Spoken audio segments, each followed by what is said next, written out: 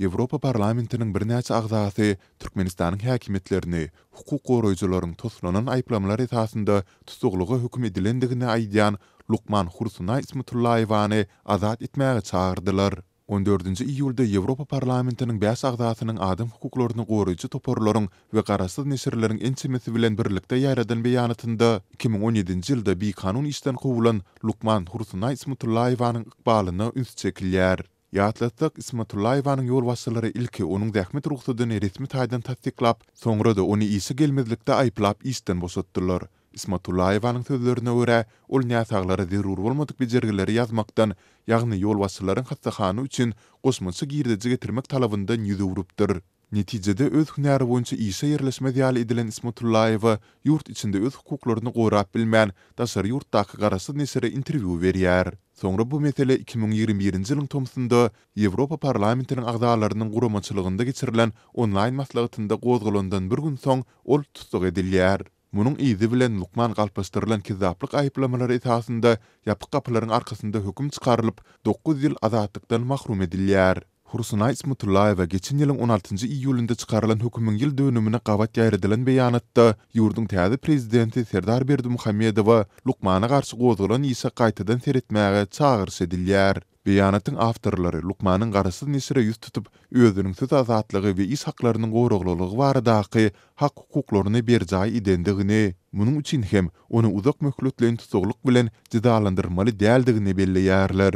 Özge pikirlileri izarlamakda ýakasyny tanadan Türkmen hökümeti soňky ýyllardan bäri Lukman Hursunay Ismatullaýewa bilen birlikde ýurtdaky biduzunçylyklar barada çykyş eden enseme adamy. Şol tanda blogçy Murat Düşemow, aktivist Mansur Mingelow, Murat Öwezow, Nurgelde Halikow dagyny türme tutuklugyna hökm etdi. Hukuk toporlary olara ýönkülen aýplamalaryň toslamadygyny, aslynda häkimetleriň olardan öz pikirini aýdany üçin ar alýandygyny aýdýarlar. Azatlyň habarçylary Türkiýeden Türkmenistana gitmek isleýänleriň sanawynda 4,5 müňden gowrak adamyň bardygyny anykladylar. Sanawlar Türkmenistanyň Türkiýedäki konsullugy tarapyndan ýöredilýär. Şol bir wagtda Türkiýeden Türkmenistana gaýtmak mümkinçiligi tas ýok diýen ýaly ýurtlaryň arasynda ýygyderli uçar gatnawy henidem dikeldilmedi. Hökümetiň guraýan charter uçuşlary seýrekligine galýar. Azatlyk radiosynyň çeşmeleri Türkiýeden Türkmenistana gitmek üçin sanawa 4,5 müňden gowrak adamyň ýazylandygyny tasdiklap bildiler. Bu adamlaryň köpüsi henidem öz ýurduna gitmek üçin mümkinçiligini döremegine garaşýar.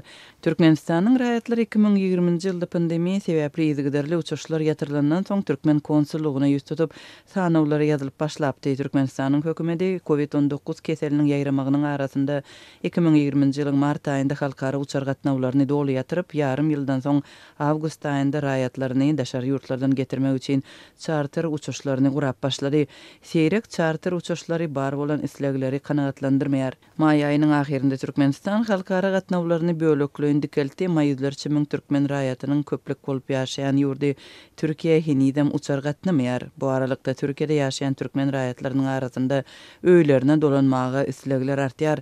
Käbirler üçin bu uly zerurlyk bolup durýar. Ykdysady çok günlük zerarly Türkiýedäki müňlerçe türkmen raýaty girdejisiz galdy. Köpüsi öz azyk we ýaşaýyş jaý çykdyjylary üçin pul gazanyp bilmeýär. Lukmançylyk kömeginden mahrum bolýar.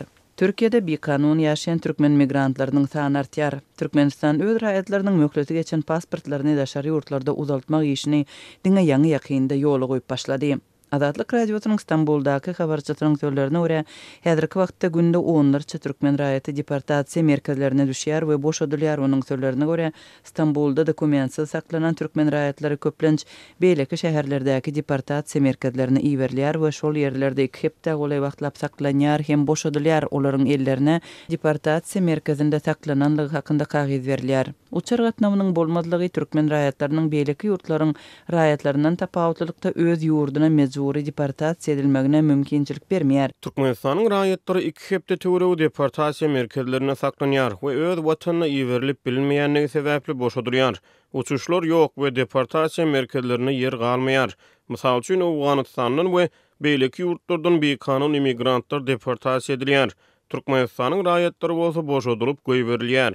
Dip Azatlyk radiosynyň Istanbuldaky habarçysy Mansur Magamedow 14-nji ýylda habar berdi. Häzirki wagtda Türkiýeden Türkmenistana barmak üçin seýrek mümkinçilikleriň biri Dubaýyň üstünden geçýär. Türkmenistan bilen Birleşen Arap Emirlikleriniň arasyndaky ýygyderli uçar gatnawy 30-njy maýda gaýtadan başlanypdy. Dubaýyň üstünden Türkmenistana seýahat epesli çykdyjylary talep edýär we onuň başa barjagyna kepillik bolmaýar. Bilýat edilmek mesele bolmagynda galýar. Dubaýdaky çeşmelere görä Türkmen howa ýollarynyň yerli kassalarynda Türkmenistana bilet satylmaýar. Biletleri Türkmenistandan bron etdirmeli bolýar we onuň üçin tölenýän para biletin bahasyny epesli ýokarlandyrýar. Azatlyň Türkiýedäki habarçysy Mansur Magamedowyň söýlerine görä Türkiýeden Dubaýa gitmek de epesli çykdyjy talep edýär. Türkiýeden Dubaýa bilet ortaça $250 we $300 we Birleşen Arap Emirlikleriniň wizasy $150 durýar. Dubaýa baran türkmen raýatlarynyň bilet satyn alyp bilmän ýene-de Türkiýäge gaýdyp gelmäge mejbur bolýan halatlary hem seýrek däl. Bu aralykda köpler Türkiýe bilen Türkmenistanyň arasynda ýygyderli uçar gatnawynyň täzeden başlanmagyna sabarsızlyk bilen garaşýarlar. Türkiýede adından ýüzlerçe müň türkmen raýaty ýaşaýar. Türkiýanyň migrasiýa gullugynyň resmi sanlaryna görä ýurtda resmi taýdan hasap alynan 200 müňden gowrak türkmen raýaty bar. Gararsyz çeşmelere görä Türkiýede illegal ýaşaýan Türkmenistanyň raýatlarynyň sany ençemesi ýokary. Musapir Türkmenistanlylaryň köpüsi hukuksyz we garyplyk çäginden aşakda ýaşaýar. Türkmenistanyň hökümeti ýurtda COVID-19 keseliniň ýokdugyny we hiç haçan bolmanlygyny öňe sürýär. Mary welaýatynyň häkimetleri jemaat hojalygyna değişli idaralaryň işgärlerini adaldyp, köçeleriň arassaçylygyny büdjet işgärleriniň maddi çykdyjylarynyň hasabyna üpçün edýärler. Bu maglumatlar ýurtda ýeti ykdysady kynçylyklaryň arasynda käbir idara kärhanalarda işgär sanynyň kemildilýändigi we işgärlere zähmet haklarynyň öz wagtynda berilmeýändigi baradaky habarlaryň ýa-da gabat geldi. Bu ýagdaýlar barada marly büdjet işgärleriniň ençemesi anonimlik şertinde Azatlyk radiosynyň Sewitdäki habarçysyna gurrun berdi.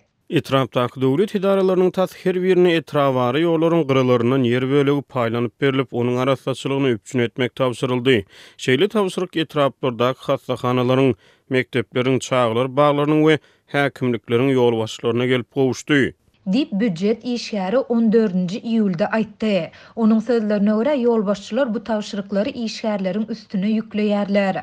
Olar işgärlerden etrabary uly ýollaryň gyralarynda gidip işlemeyi ýa-da hakyna işçi tutmak üçin her hepde kesýitlenen möçörde pul serişdesini bermegi talap edýärler. Büdjetçilerden ýönelýän puluň möçberi olaryň aýlyk haklaryna görä ütgüýär. Käbir işgärler hepde 20 manat berýän bolsa, käbiri 40 manat bermeli bolýar. Dip büdjet işgäri aýtdy. Hakyna tutulan işçiler etrabary uly ýollaryň gyralarynyň haşal otlaryny çapyp aýyrmak we arassalamak, täze ekinleri, şol sanda gülleri ekmek ýaly işleri ýerine ýetirýärler. Hakyna tutulan işçiler etrabary uly ýollaryň gyralarynyň haşal otlaryny çapyp aýyrmak we arassalamak, täze ekinleri, şol sanda gülleri ekmek ýaly işleri ýerine ýetirýärler. Türkmenistanyň Zähmet kodeksinde iş wagtynyň kadaly dowamlygynyň hepde 40 sagatdan ýokary geçmeli däldi aýdylýar.